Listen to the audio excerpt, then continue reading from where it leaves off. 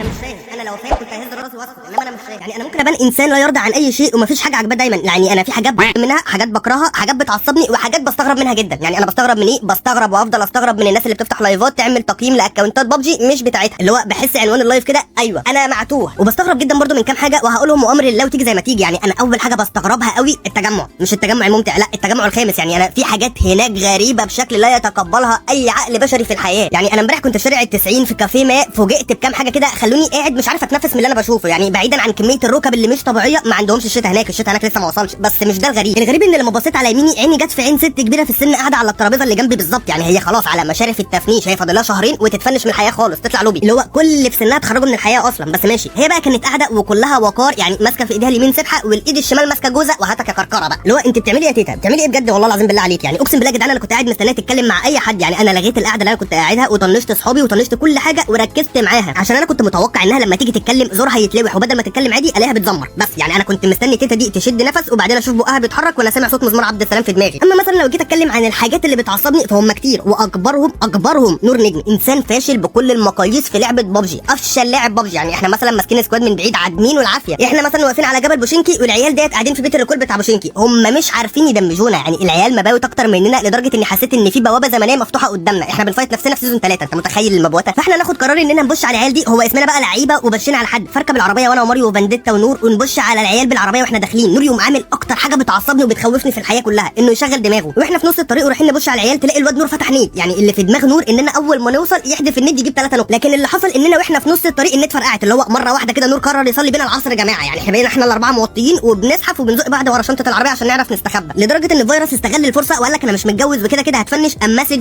وحطه في الشكمان. يعني يا ريتنا اتفنشنا، لا احنا الاربعه واقعين نك عشان نور معاه البتاع اللي بتصحي دي. نور يصحي نفسه ويرفنا ازاي؟ نور قرر انه يخلص من الجيم كله وقام رامي البتاع بتاعت الريفايف دي من الشنطه وطلعنا كلنا لوبي معاه. طب ليه يا نور؟ قال لك يا عم احنا لسه هنصحى ونهيل ونركب العربيه تاني. يا عم انت مالك؟ يعني انت مالك؟ هو احنا راكبين عليك انت؟ صحينا يا عم وروح شوف لك فيكتور. بس لا انا غبي ولازم اتغابى عشان ما ابقاش نور لو انا ما بقتش غبي. يعني نور اللهم صل على النبي كده عنده متلازمه اسمها متلازمه الذرات، يعني زي فيروس عجينه كده بالظبط. يعني فيروس ما يقولكش كلمه ما اعرفش دي، اللي هو انت لو سالته ليه القمر لونه ابيض؟ سؤال غريب صح؟ اي حد هيفكر في الاجابه اديله 5 ثواني هيقول لك ما اعرفش، انما فيروس لازم يزرط. هتلاقيه بيقول لك صلي بينا على النبي يا فردان، القمر لونه ابيض عشان يجي من 49000 سنه الانسان البدائي كان عندهم كلور كتير فرموه بره الكوكب جه على القمر، رموه كلور بره الكوكب. ده ازاي؟ قال لك جليتش ايه و49000 سنه ايه يا فيروس؟ يقول لك اسمع بس اللي بقول لك عليه عشان انا شفت فيديو عن الحوار ده. هو فيروس لما بيتزنق تقول له انت عرفت منين؟ بغض النظر عن ان فيروس كل يوم بيتزنق من سكواد شكل، بس انا قصدي بيتزنق في ان هو مش عارف يجاوب. هتلاقيه بيقول لك انا شفت فيديو عن الحوار ده.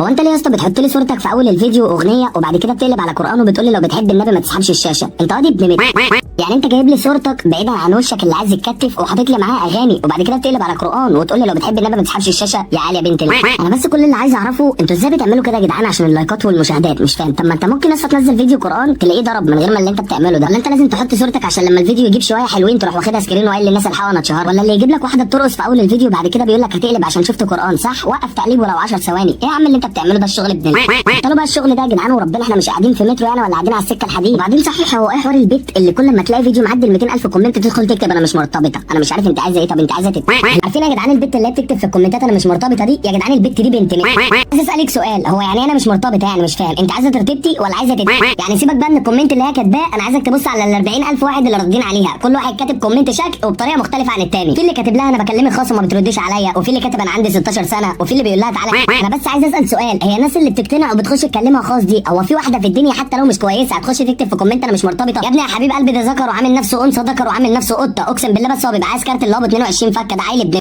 ولا البنات اللي هم بيفتحوا لايفات ويقول لك لو مش مرتبط تعالى سيب رقمك وسنك وخد المزه بتاعتك واخرج، اوفر هو من اوكازيون يا ولاد